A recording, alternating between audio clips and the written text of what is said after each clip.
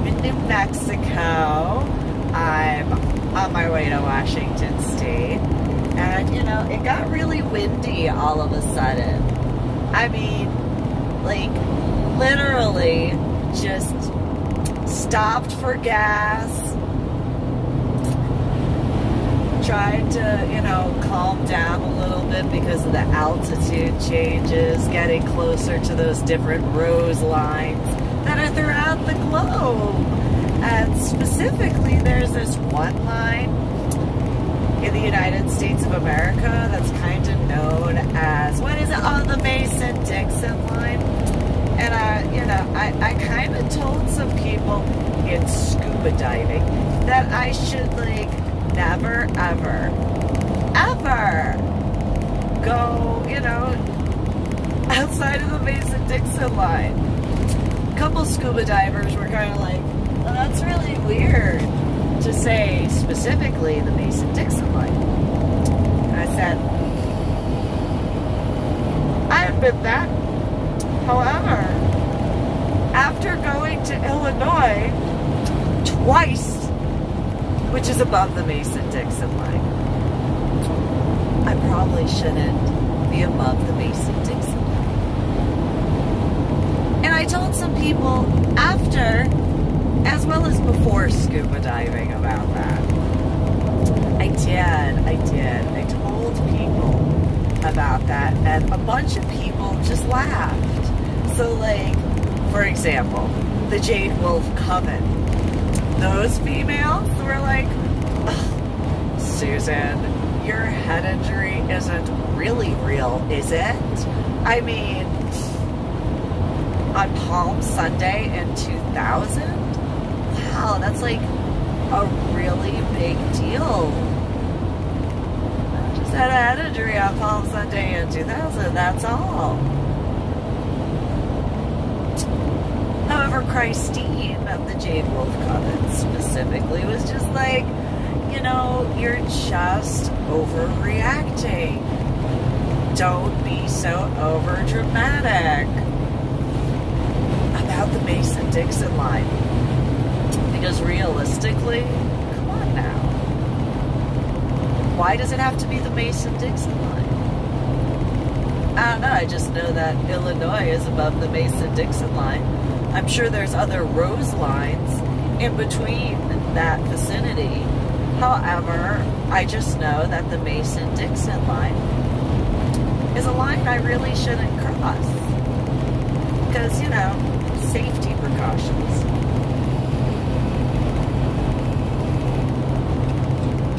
But that would mean, you know, people would believe me when I say I know myself.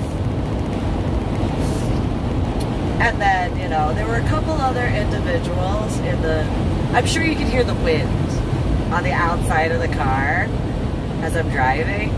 It was not windy at all. I mean, there was some breezes here and there. However,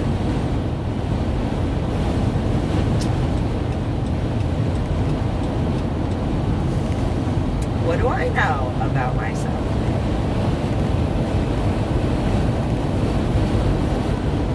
Right?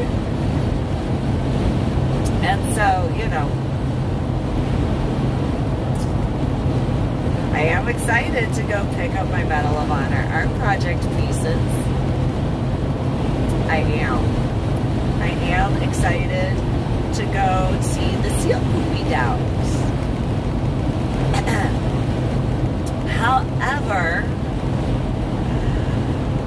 I am extremely excited to go to the Montana Vortex, mainly because I should have been able to have more than a couple of minutes each time I had gone. Specifically, you know, before, which was on the 4th of July, by the way. It was the 4th of July week that I had gone in 2018. However, you know, didn't know the hotel was going to have the road closed in front of it. Didn't get that notification. would have booked a different hotel to ensure that I could go. Couldn't do that though. And then, you know, on the way back after Iowa in 2018, and that female and male that wanted to do a selfie instead of going with the tour guide who told everybody to get out of the house of mystery, so that way, and he even said, you know, just so I could have some time in the vortex alone. And instead, that female and male decided that they wanted to do a selfie with me doing yoga in the background without my permission. And so, you know, didn't get that time that I needed. And then afterwards, because of the issues at the hotel in Missoula, Montana, didn't get those 2 extra days to go back like I had planned. I actually checked out of the hotel that night because I was so infuriated. Number one, because I didn't get the privacy that I had, you know, paid for just a few minutes and expected. And you know, prior years, even that year, I would wait until the tour that was in the House of Mystery to finish, so that way, you know, I was respectful of not just the tour guide, but all of the individuals there. And I would, you know, shorten my time in the vortex because I always knew that there was a prior, or a group that was going to be coming through to the House of Mystery, so that way I could have a few minutes. You know, but be respectful of both sets of tours, so that way there wasn't that issue. In 2017, 2018, and in 2017, I went a total of 3 times. In 2018, I had planned to go 6 times. However, there were those issues. And so, doing the best that I could, preventing as many issues as possible, well, you know, being respectful of the Montana Vortex's business owners. Because, you know, I didn't want to impede on anything. But at the same time, just wanted a few minutes. That's all. That was all I needed. And I didn't get it. And so the wind is kicking up.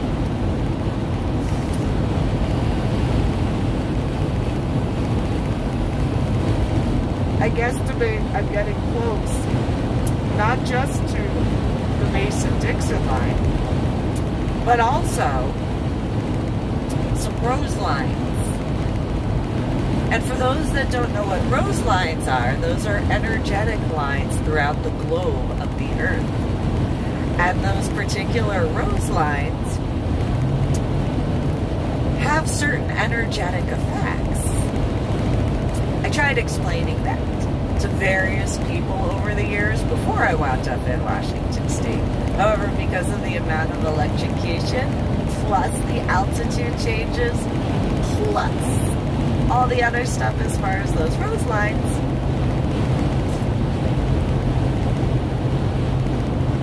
I couldn't do certain things and explain it the way I was able to in the state of Texas before I wound up in Washington State. Which is still really cool. I got to be able to do my Medal of Honor art project, as I had planned to do when I was retired after, you know, being the first female command sergeant major of the Army. But I didn't earn that rank because I didn't finish basic training. So I had that head injury on Fall Sunday in 2000. And so, you know,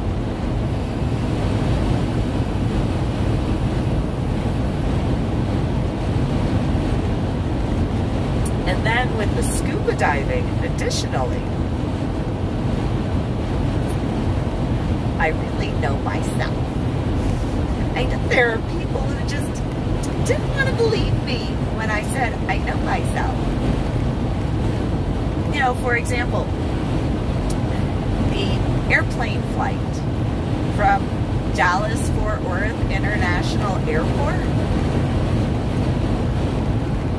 I had told the scuba divers I went with that I was really nervous about flying because of the altitude change pressure that I felt when flying in 2001 and in 2002 from Texas to Illinois and from Illinois to Texas.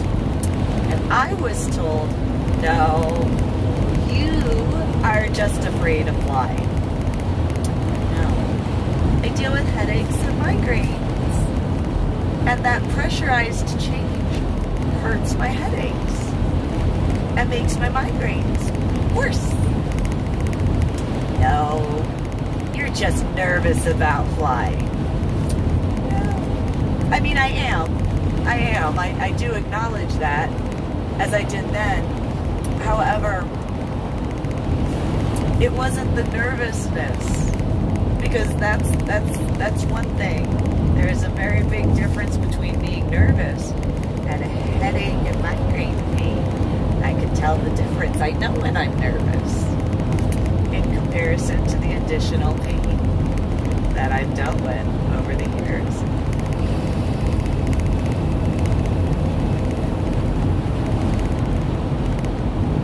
Or while I'm, you know, smiling because it's a better choice.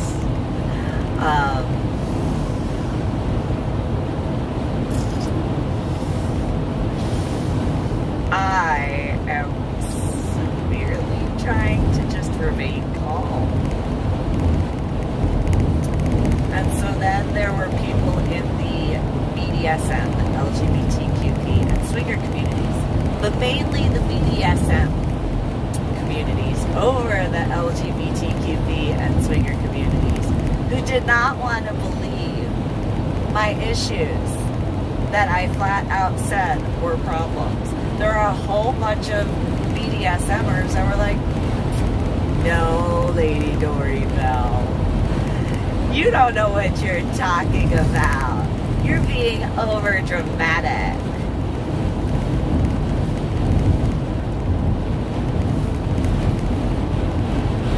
No, I just know myself. So then, you know, there were very few scuba divers in comparison to the pagan community and the BDSM community. There were more scuba divers who actually believed me. There were a few that doubted, no denying that. However, in comparison to the numbers of people in the BDSM and pagan community who did not believe me, compared to those in the scuba diving community who didn't believe me, the comparison would essentially be like 95% of the ones that I knew that had constant issues with me in specific, compared to the like 0.01% in the scuba community. Because there were a few who had a little bit of issues, but not that many in comparison to the BDSM and the pagan communities. And so, you know,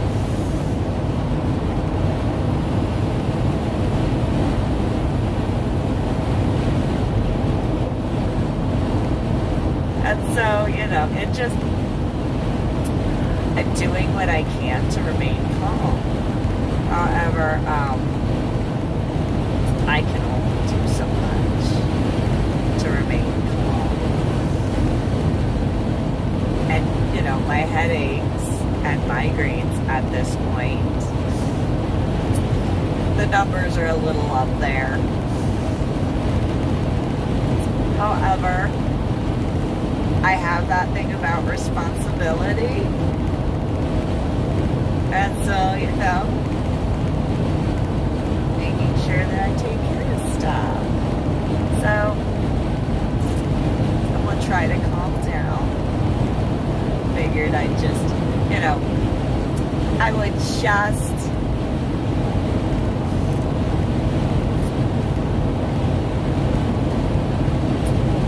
focus as best as I can to not cause, you know, my headaches and migraines to get worse.